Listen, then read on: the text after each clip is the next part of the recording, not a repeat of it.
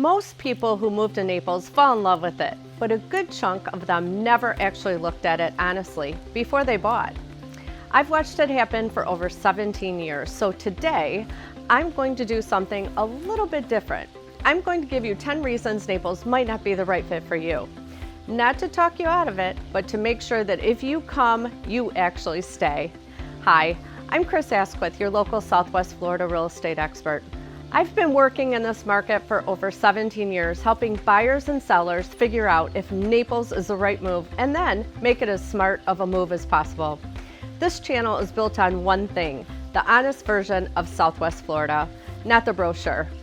If any of these land for you, that's useful information. If none of them bother you, then you probably already know this is where you belong. Let's get into it. Reason number one, the entry price is not a rumor. The median home prices in Naples sit between $600,000 and $650,000, and that's the median. Half of the homes on the market cost more than that. If you're coming from a market where $350,000 buys you something substantial, Naples is going to feel like a different planet. Single families in desirable areas regularly start at $800,000 to the millions. Waterfront, definitely add a zero or two. Places like Port Royal typically start at $6.6 million, and you can see this home that's listed right now at $271 million. Prices have softened from their post-pandemic highs and inventory has come up. If you're a buyer, this is a better moment than it was 2 years ago, but better is relative. Naples is still one of the most expensive coastal markets in the country. If your budget needs to stretch to get in, be honest about that before you fall in love with a floor plan. Reason number two is insurance will cost you more than you expect. This is the one that surprises people the most. Homeowners insurance in Naples averages around $3,400 a year. That's already about 16% higher than the Florida state average, which itself is among the highest in the country. And that is just the base. Because of the position of Naples, most properties carry a separate hurricane deductible, calculated as a percentage of your insured value, not a flat number. For example, on a $600,000 home with a 2% deductible, your out-of-pocket before coverage kicks in could be $12,000. And then there's flood insurance, which is entirely separate. Naples coastal homes frequently exceed $5,000 a year in flood premiums alone. By 2027, Florida is moving towards requiring flood coverage on virtually all homes. If you're buying now, plan on that being a cost. Insurance is not a footnote, it is a line item. Number three is HOA fees are a monthly mortgage of their own. The vast majority of homes in Naples sit inside a managed community, a gated neighborhood. Golf course communities, condo complexes, it's part of what makes the area look and feel the way that it does. But it comes with a cost, and buyers consistently underestimate that. Naples averages $600 to $100 per month in HOA fees. They're among the highest in the state.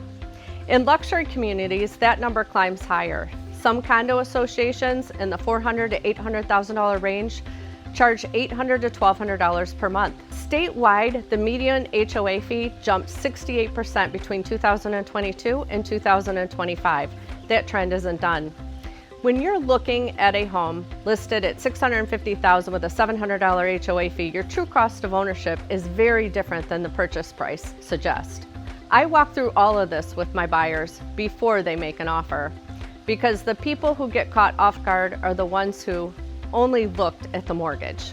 Reason number four, summer is not what you see in the photos. The photos you see of Naples are almost always from season, which is December through April. The sky is this amazing blue, the temperature is perfect, and the beaches look like they were staged right out of a magazine. Summer is a different story.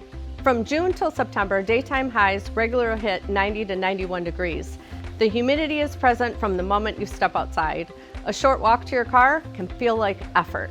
Daily afternoon thunderstorms roll in most days between probably like 3 and 6. They pass quickly, but they come. This is also hurricane season, which I'll get into in a moment. And it's when the city empties out. Snowbirds head north, and some restaurants either reduce their hours and some actually close for a month or two. For some people, that quiet is exactly what they're looking for. For others, it feels deflating. If you've never spent a summer here, visit in August before you buy. You need to know what you're signing up for. Reason number 5, hurricane season is real and it demands respect. I'm not going to over dramatize this, and I'm not going to gloss over it either. Hurricane season runs June 1st through November 30th. The area has taken direct hits. Hurricane Ian in September of 2022 caused catastrophic damage across Southwest Florida. Significant flooding in Naples. It was just unbelievable. The destruction of the Naples Pier happened at that time, and that was not even a distant event. It was here. Living here means you learn to prepare. You know you have storm shutters or you have impact windows. You have a generator and you have a plan for when the power goes out. You monitor weather in August and September the way people elsewhere monitor their commute. Most long-term residents develop a calm, practical relationship with hurricane season. They prepare, they don't panic, and they know the odds are manageable. But if the idea of this disrupts your sense of safety in a fundamental way, that is a real and honest thing to weigh. Building codes are here among the strongest in the country, and because of it, this is not only a hidden risk, it is a known one. Reason number 6, season traffic will test your patience. From November through April, the population in Naples swells. Snowbirds return from the Northeast and Midwest, tourists arrive, restaurants fill up, beaches fill up, and US 41, the main artery through the city, becomes a different road than it was in October. If you are a full-time resident, this is just the life during the season. You build in extra time, you go to dinner at 5:30, or you wait until 8. You'll get used to it. But if you're used to predictable traffic year-round, the seasonal swing can generally be frustrating, especially during the first part of the year. Locals joke about it, but they also mean it. If you've moved here for the lifestyle and the pace, season can feel like it temporarily disrupts both. Most people adapt, some never quite make peace with it. Know what kind of person you are before you decide where to buy. Reason number 7 is the job market is very narrow in Naples. If you need local employment, Naples is not a deep corporate market. The economy runs tourism, hospitality, healthcare, and real estate. Arthrex is the global orthopedic medical device company, is headquartered here, and is one of the largest private employers in the area. But outside of those sectors, the options narrow fast. Tech corridors and Fortune 500 firms are not here the way that they are in Miami or Tampa or even Orlando. If your career requires that ecosystem, Naples is probably not the right fit unless you're working remotely. The people who thrive professionally here are business owners, remote workers, healthcare, and real estate professionals, retirees, and entrepreneurs. If you need a job before you move, do that research first. Number 8, the nightlife and entertainment scene is limited. If you're coming from a city with a vibrant nightlife and packed full of events, with a bar scene that runs until 2 a.m., well, Naples is probably going to feel like a different pace entirely. The dining scene here is genuinely excellent. 5th Avenue South and 3rd Street South have some outstanding restaurants. The art scene, the galleries, the festivals, all of it's real and high quality.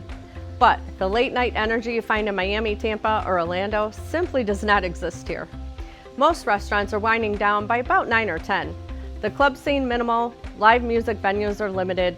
So if your social life revolves around that kind of energy, you will miss it here. Naples is built around a slower, more deliberate lifestyle, and that is a feature for a lot of people, but it's worth knowing before you move. Number 9, there is no public transportation to speak of. Naples is a car city. There is a bus system, but it's limited in coverage and frequency. No commuter trains, no light rail, no practical bike lane network that covers meaningful distances. If you are coming from a city where you walk to work or relied on a transit, that lifestyle doesn't transfer here. If you have mobility limitations that prevent driving, the lack of alternatives becomes a genuinely daily challenge. Grocery runs, doctor appointments, going to dinner, everything requires a car. 2 vehicles per household is standard for families here. And reason number 10, everyday costs add up fast. Beyond housing insurance, HOA fees, and the cost of living in Naples, they all run above the national average in most categories. Groceries cost more here than the Florida average. Mid-range dining is priced at the upper end, and landscaping, pest control, home maintenance reflect the local market. Florida's tax structure helps. No state income tax, and property taxes are modest by coastal standards. For high net worth individuals, that math works out very favorably. But if you're on a tighter margin and banking on the tax savings to make everything work, then the everyday costs can chip away at that advantage faster than you expect. Naples is a premium market that offers a premium lifestyle. It rewards people who come with a financial stability and a clear plan. It is harder than it looks for people who are stretching it. Here's what I want you to take away with all of this. Naples is one of the most genuinely beautiful places in the country to live. I've been in this market for over 17 years and I love everything about it. The Gulf is as good as it's advertised. The weather in season is extraordinary. The quality of life for the people this market is designed for is real.